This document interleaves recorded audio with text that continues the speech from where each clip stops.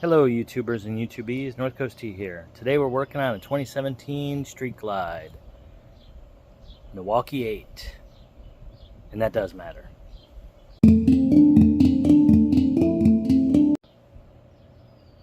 More specifically, we're going to be doing a tune-up on here. Now, unlike the earlier engines, the Milwaukee 8 has 4 spark plugs.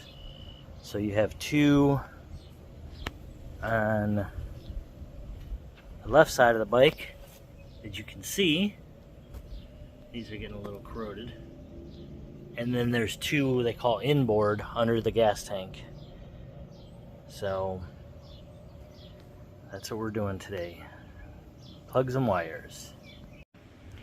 Tools needed for this job are Phillips screwdriver or whatever tool takes off your seat, small pry tool, ratchet, short extension, 5/8 spark plug socket, T40 Torx, torque wrench, spark plug pliers. You don't need them, but it comes in handy, and wire cutters. Step 1, we're going to remove the seat. So if you have the factory seat, you'll have to remove that strap that goes across, or even if you put it on the aftermarket. I've got rid of that a long time ago. So you want to gain access to your screw that holds the seat down, which is right at the base of the seat. Some are thumb screws, some are Allen, some are Phillips. This one, mine is a Phillips. So you remove that, and then you pick up on the back of the seat and pull it backwards to dislodge it from the clip. It's like a tab that it's on the front of the seat there. So let me do that. With your seat removed, you want to remove your left bag. So you open that up and you twist off your mounting screws and then gently lift off your bag. Make sure you have something soft to set it on. I'm going to put mine on cardboard. So let's get that bag off. With your left bag off, you remove your left side cover. It's got 3 mounting points. You just grab it and kind of pull and unlatch it from your 3 mounting points. This is going to give you access to your main fuse. You want to pull that before doing any electrical or working with the fuel tank, because we got to remove the fuel tank. So I'm going to pull that fuse and then we'll start working on the tank. Be careful when you remove your fuse, it will set off your alarm. So you'll have to be ready for that. And then now we're going to need a T40 to start taking off the tank. You have these 2 back here, and then you have one on either side in the front. They're covered, if you still have it on there, you're covered by these rubber covers. You just kind of grab at it, pull it off a little bit, and slide it back. And that reveals the other 2. And you have one on the other side of the tank. So you want to get those. And we'll have to remove the fuel line next after that. So let's get all that done. Okay, for whatever reason, it did not record. Here on this side, the left side of the tank, you have your quick disconnect for your fuel. You have to lift up on the aluminum sleeve and pull down on the fuel line. If this is your first time having it off, it's going to be pretty difficult. I had to pull up on the sleeve and down on the line and wiggle pretty hard to get it off there, and it finally did come off. There is a check valve in here that's spring loaded, so as soon as you disconnect it, you only lose a little bit of fuel. I just had a rag tucked in here to catch it, and it was just a couple drops really is all that comes out. So my fuel tank just happens to be full, and I don't believe I have to take off the whole tank. So what I'm going to do is I'm going to lift up here in the back, just so I don't have to disconnect everything. These little mayflies are insane. They're everywhere.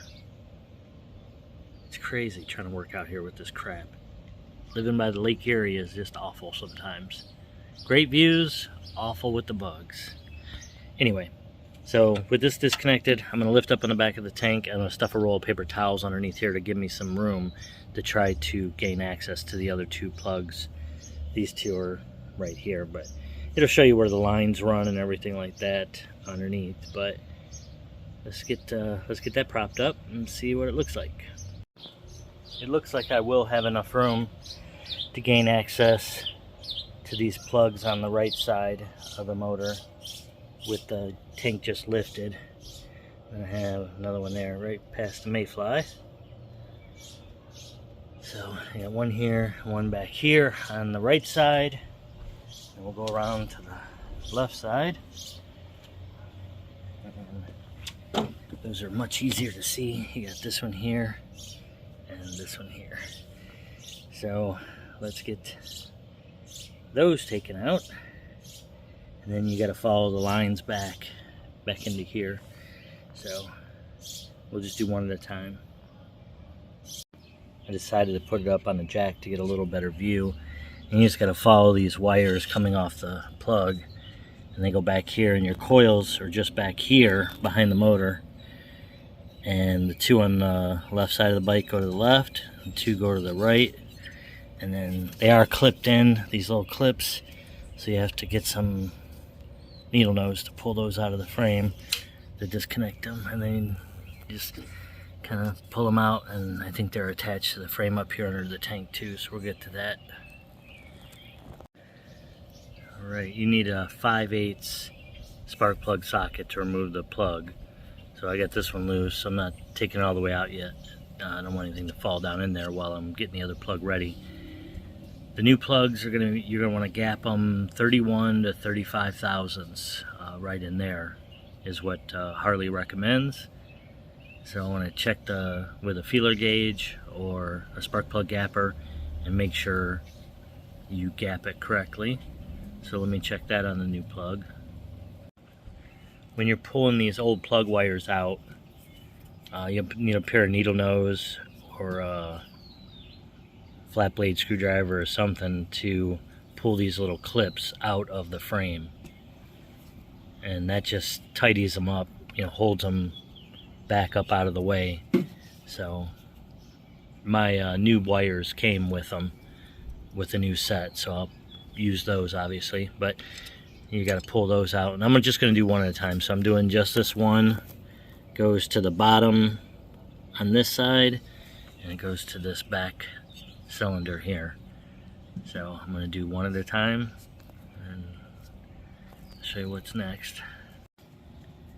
Alright, you want to compare your old and your new plug to make sure the shaft is the same distance coming down, just in case they sold you the wrong ones.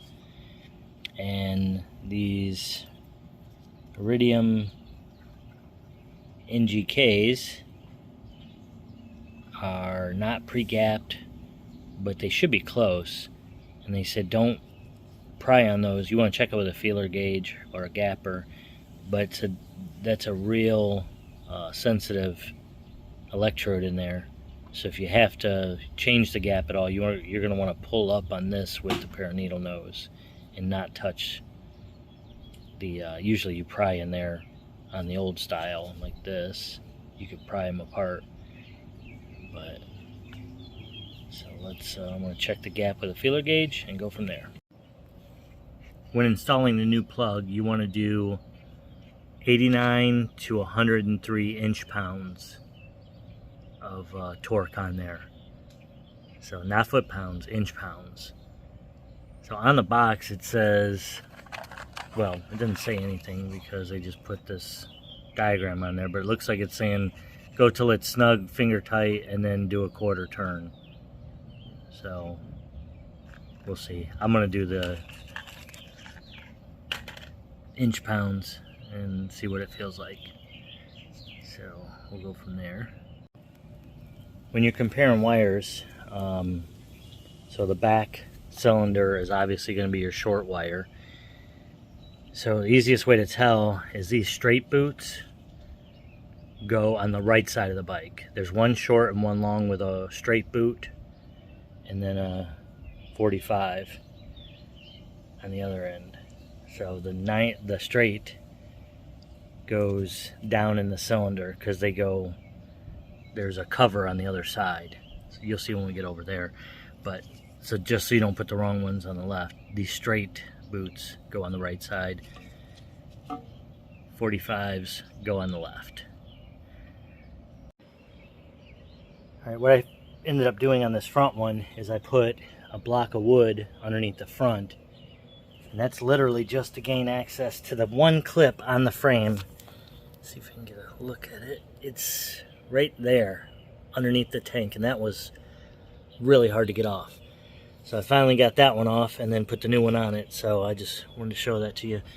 Put a block of wood to hold up the front. This tank is super heavy. It's full. I mean, not super heavy, but feels pretty heavy.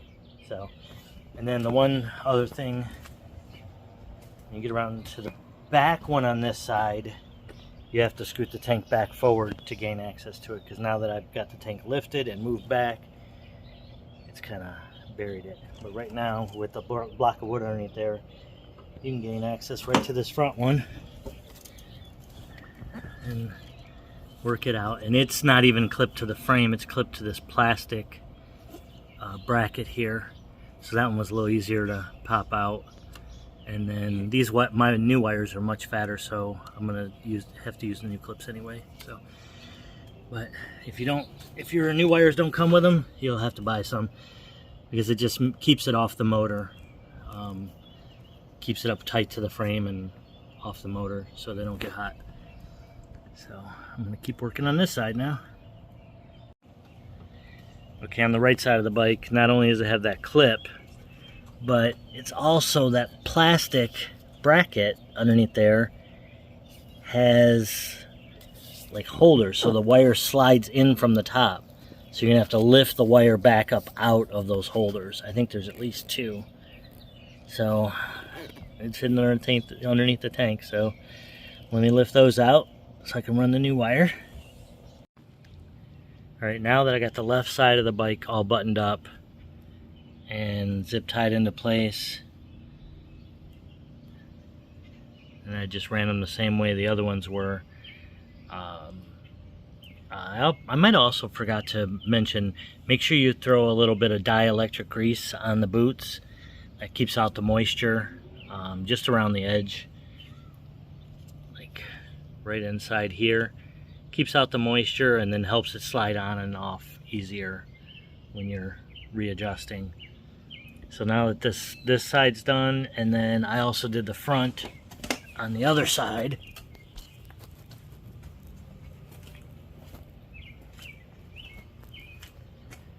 I'm going to remove this block of wood in here. I'm going to reconnect my LED lights, and then I'm going to slide the tank forward so I can get this back cylinder on the right side. So, and this one did have the wire up in some hooks up underneath there. So, for both of the plugs on the right side, you're going to need a short extension on there to get down inside that head cover. So just be aware of that. And then what I did is I took that piece of wood out of the front of the tank. I lifted more on the back of the tank and slid it forward, slid it just a little bit forward so I could gain access here. So if I come across anything else, I'll share it with you. If not, I'm going to try to get buttoned up on this. As you go to take the plugs out on the right side of the bike, make sure you use an air compressor and blow some air down in there, just so there's no trapped dirt or anything that can fall into the head while your plug is out. So just shoot a little bit of air around it, get all the gunk and stuff that falls in there out, and then you can take your plug out. Okay, this is how I ran the back cylinder on the right side, just above here, back in behind there, and down. And of course the back cylinder is the lower one on this side as well. So, and then I threw those new ties up in there, so everything's all buttoned up. Just put everything back in the reverse order. You gotta lift your tank back into place, remove that, and then install your 4 bolts on the tank. As you go to reinstall any bolts, you might want to throw a little Loctite on it. I'm going to put a little bit of blue, which is removable. It locks it into place, but not like permanent like the red. So just to be safe, it's the gas tank, and I'm just going to throw a little bit of this on each of the bolts as I reinstall them. And make sure you reconnect anything that you disconnected. I reconnected my LED lights that I disconnected. Then you want to put your 50 amp fuse back in, and then your side cover, your bag, and then your seat, and you'll be all set. Hope you found this video helpful. If you did, please give it a like, and I hope you have a great day.